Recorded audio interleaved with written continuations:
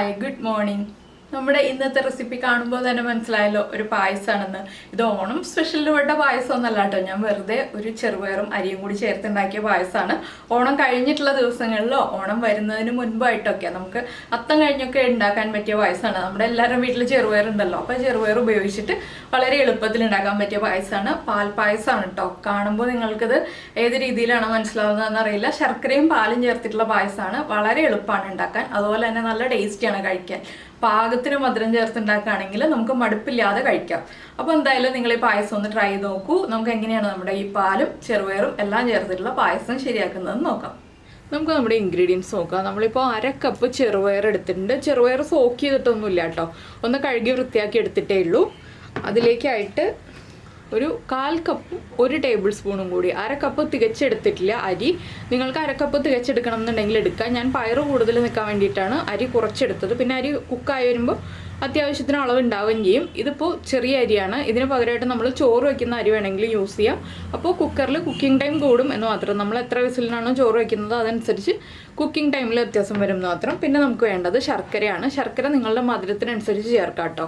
ഞാനിപ്പോൾ നല്ല ഡാർക്ക് കളറിലെ ശർക്കര എടുത്തിട്ടുണ്ട്, ലൈറ്റ് കളറിലെ ശർക്കര എടുത്തിട്ടുണ്ട്. ഡാർക്ക് കളറിലെ ശർക്കരയാണ് ഈ ഒരു പായസത്തിന് നല്ലത്. അപ്പോൾ എൻ്റെ കയ്യിൽ 2 കളറും ഉള്ളതുകൊണ്ട് ഞാൻ രണ്ടും കൂടി മിക്സ് ചെയ്തിട്ടാണ് പായസം ഉണ്ടാക്കാൻ പോകുന്നത്.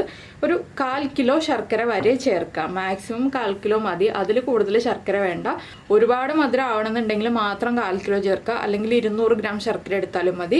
പിന്നെ നമ്മൾ എടുത്തിരിക്കുന്നത് തേങ്ങാക്കൊത്താണ്. തേങ്ങാക്കൊത്ത് ഇതുപോലെ പിടിക്കുമ്പോൾ കയ്യിൽ ഒരു പിടി തേങ്ങാക്കൊത്ത് എടുക്കുക. പിന്നെ നമുക്ക് കാഷ്യൂനട്ടും റൈസിൻസും പാലും ഒക്കെ വേണം. പാല് പശുവിൻ പാലാണ്, അല്ലാതെ തേങ്ങാപ്പാലല്ല.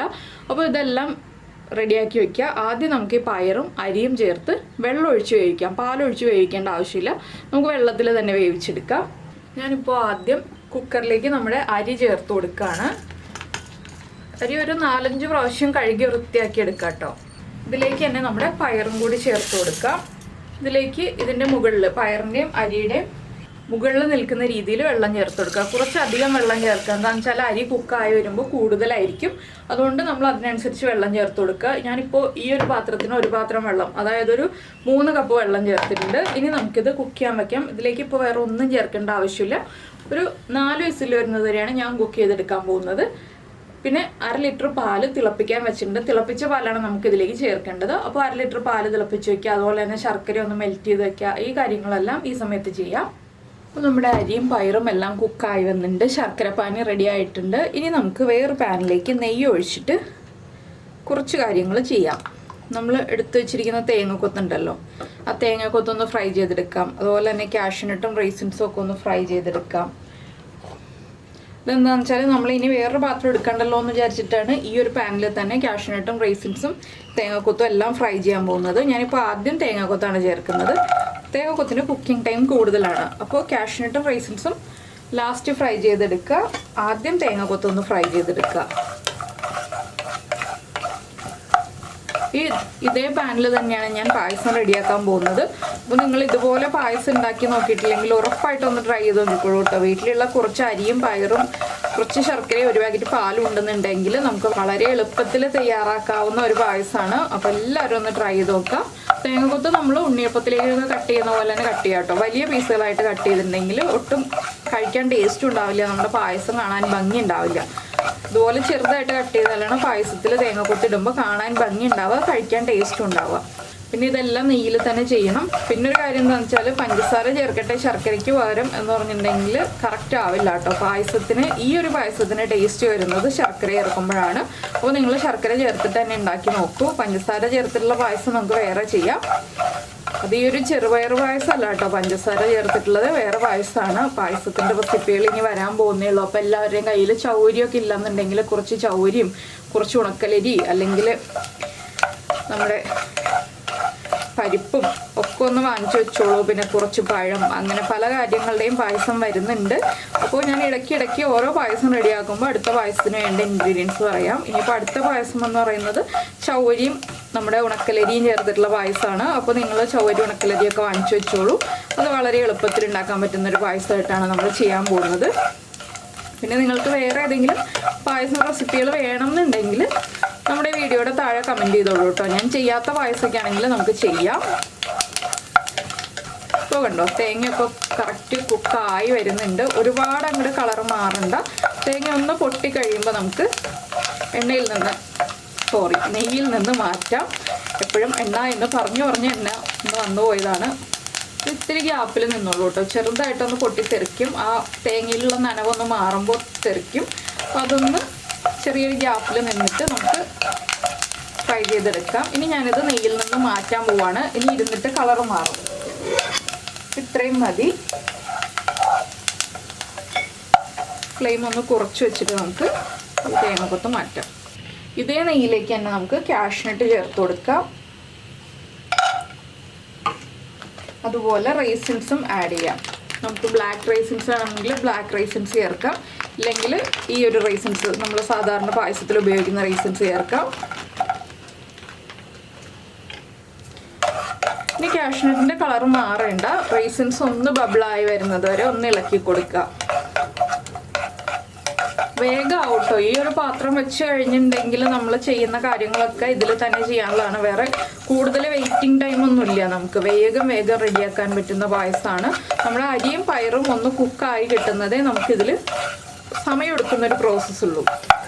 ഇപ്പോൾ കണ്ടോ നമ്മുടെ റൈസിൻസ് ഒക്കെ വീർത്ത് വന്നിട്ടുണ്ട്. കാഷ്നട്ടിൻ്റെ കളർ ചേഞ്ച് ആവാതെ തന്നെ നമുക്ക് കിട്ടിയിട്ടുണ്ട്. നെയ്യ് അതുപോലെ തന്നെ പാനിലുണ്ട്. എങ്കിലും ഞാൻ കുറച്ചുകൂടി ഒന്ന് നെയ്യ് ചേർക്കും. എന്താണെന്ന് വെച്ചാൽ പായസമല്ലേ, പായസത്തിന് അതിൻ്റേതായിട്ടുള്ളൊരു ടേസ്റ്റ് വേണ്ടേ.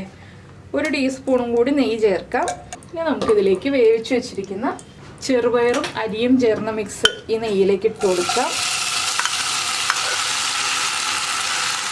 ഇതിനി ഒന്ന് നെയ്യിൽ വരട്ടിയെടുക്കുക. ഒരുപാട് സമയമൊന്നും എടുക്കില്ല. ജസ്റ്റ് ഒന്ന് നെയ്യ് അബ്സോർബായി വരുന്നത് വരെ ഇളക്കി കൊടുക്കുക. ഫ്ലെയിം കൂട്ടി തന്നെ വെച്ചോളൂ. പയറിലേക്കും ചോറിലേക്കും ഒക്കെ ഒന്ന് നെയ്യിൻ്റെ ടേസ്റ്റ് ഒക്കെ ഒന്ന് പിടിച്ചു വരണം. അത്രയേ ഉള്ളൂ.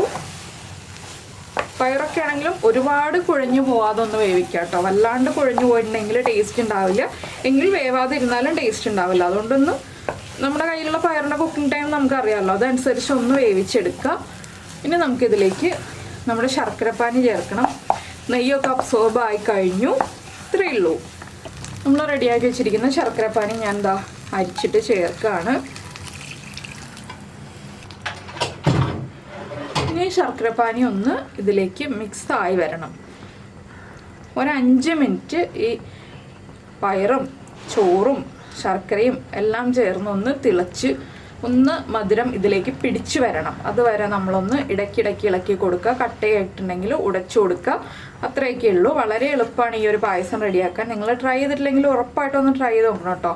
പിന്നെ ചുക്കുപൊടിയുടെ ഫ്ലേവർ താല്പര്യമുണ്ടെങ്കിൽ കുറച്ച് ചുക്കുപൊടി ചേർക്കാം കേട്ടോ ഈ ഒരു പായസത്തിൽ. ചുക്കുപൊടി ചേർക്കുമ്പോൾ ഈ ഒരു പായസത്തിന് നല്ല ടേസ്റ്റാണ്. ഇത് തന്നെ നിങ്ങൾക്ക് തേങ്ങാപ്പാൽ ഒഴിച്ച് വെക്കണം എന്നുണ്ടെങ്കിൽ ഇതൊന്ന് കുറുകി വരുമ്പോൾ, ഈ ശർക്കരപ്പാനി ഒന്ന് കുറുകി വരുമ്പോൾ തേങ്ങയുടെ 2ാം പാല് ചേർക്കുക. ആ തേങ്ങയുടെ 2ാം പാല് വറ്റി വരുമ്പോൾ നമുക്ക് തേങ്ങയുടെ 1ാം പാലും കൂടി ചേർത്തിട്ട് ശർക്കര പായസമായിട്ടും വയ്ക്കാം. പിന്നെ പാൽപ്പായസമാണല്ലോ ഉണ്ടാക്കാൻ എളുപ്പം. അതുകൊണ്ടാണ് ഞാനിപ്പോൾ പാൽപ്പായസമായിട്ട് കാണിച്ചു തരുന്നത്. അപ്പോൾ നിങ്ങൾക്ക് ഏതാണ് എളുപ്പം ആ രീതിയിൽ ചെയ്യാം കേട്ടോ. ഇതിലേക്ക് ഞാനൊരു ഇത്തിരി ഏലക്കപ്പൊടിയും അതുപോലെ തന്നെ കുറച്ച് ചുക്കുപൊടിയും ചേർക്കുന്നുണ്ട്. ഓണമൊക്കെ ആകുമ്പോൾ എന്താണെന്ന് വെച്ചാൽ നമ്മൾ ചുക്കും ഏലക്കയും ജീരകവും ഒക്കെ ഒന്ന് പൊടിച്ച് വെക്കുന്നത് വളരെ നല്ലതാണ്. അപ്പോൾ നമുക്ക് വേഗം പായസങ്ങളൊക്കെ തയ്യാറാക്കാം.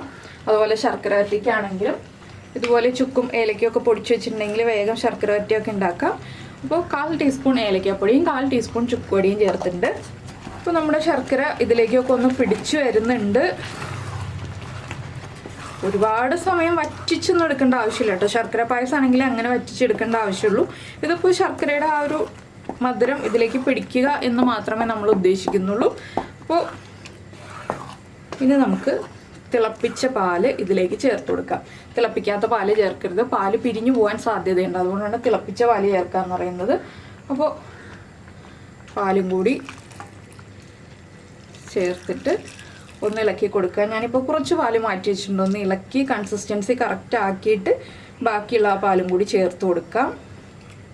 പായസം ഇരുന്ന് കഴിയുമ്പോൾ കുറുകും. അതിനനുസരിച്ച് നമ്മൾ പാല് കുറച്ച് തിളപ്പിച്ച് വെക്കണം. അപ്പോൾ ഇപ്പോൾ ഇത് കണ്ടോ നമ്മുടെ പായസത്തിൻ്റെ കൺസിസ്റ്റൻസി കറക്റ്റാണ്. ഞാനപ്പോൾ ബാക്കിയിരിക്കുന്ന പാലും കൂടി ചേർക്കുകയാണ്. എന്താണെന്ന് വെച്ചാൽ പായസത്തിൻ്റെ ചൂട് മാറി വരുമ്പോൾ വീണ്ടും കുറുകി വരുമല്ലോ, അതുകൊണ്ടാണ് ഞാൻ കുറച്ചുകൂടി പാല് ചേർത്തിട്ട്. ഈ ഒരു പായസം ചൂടോടുകൂടി കഴിക്കുന്നതിനേക്കാൾ നല്ലത് ചെറിയൊരു ഇളം ചൂടിൽ കഴിക്കാം കേട്ടോ. ഇല്ലെങ്കിൽ നമുക്ക് നന്നായിട്ട് തണുപ്പിച്ചിട്ട് ഫ്രിഡ്ജിൽ വെച്ച് തണുപ്പിച്ചിട്ട് കഴിക്കാം. പിന്നെ ഫ്രിഡ്ജിൽ വെച്ച് തണുപ്പിച്ച് കഴിക്കുന്നത് ഇപ്പോൾ അത്ര നല്ലതല്ല, അതുകൊണ്ട് ഇളം ചൂടോടുകൂടി കഴിക്കായിരിക്കും നല്ലത്. അപ്പോൾ ഞാൻ ബാക്കിയുള്ള ഒരു 1/4 കപ്പ് പാലുണ്ട്, അതും കൂടി ഒന്ന് ചേർത്ത് കൊടുക്കുകയാണ്. നമ്മൾ എടുത്തിരുന്ന 1/2 ലിറ്റർ പാലും ഉപയോഗിച്ച് കഴിഞ്ഞു. ഇനി ഇതൊന്ന് ചൂടായി വരണം, അത്രയേ ഉള്ളൂ. തിളച്ച് മറിയൊന്നും വേണ്ട, നന്നായിട്ടൊന്ന് തിള വരുന്നൊരു പാകത്തിലേക്ക് എത്തിയാൽ മതി. എന്താണെന്ന് വെച്ചിട്ടുണ്ടെങ്കിൽ നമ്മുടെ ശർക്കരയും അരിയും ഓൾറെഡി കുക്ക്ഡാണ്, അതുപോലെ തന്നെ പയറ് കുക്കായതാണ്, പാലും തിളപ്പിച്ചതാണ്. ഇനി ഒന്ന് തിളച്ച് വന്നാൽ മാത്രം മതി. നമുക്ക് ഫ്ലെയിം ഓഫ് ചെയ്യാം. ഇതിലേക്ക് നമ്മുടെ കാഷ്നട്ടും അതുപോലെ തന്നെ തേങ്ങാക്കൊത്തും എല്ലാം ഇട്ടിട്ട് നമുക്ക് ഇളം ചൂടാവുമ്പോൾ കഴിക്കാം. ഇത്രയേ ഉള്ളൂ. വളരെ ഈസി ആയിട്ടുള്ള പായസമല്ലേ, അപ്പോൾ എല്ലാവരും ഒന്ന് ട്രൈ ചെയ്ത് നോക്കുമല്ലോ.